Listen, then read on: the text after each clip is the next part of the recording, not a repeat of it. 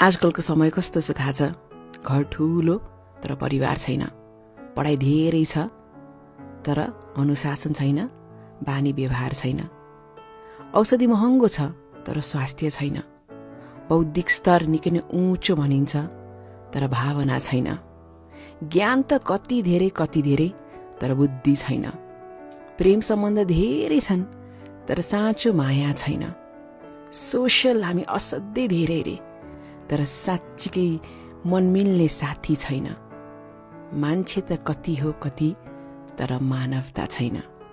यस्तै छ आजकलको समय।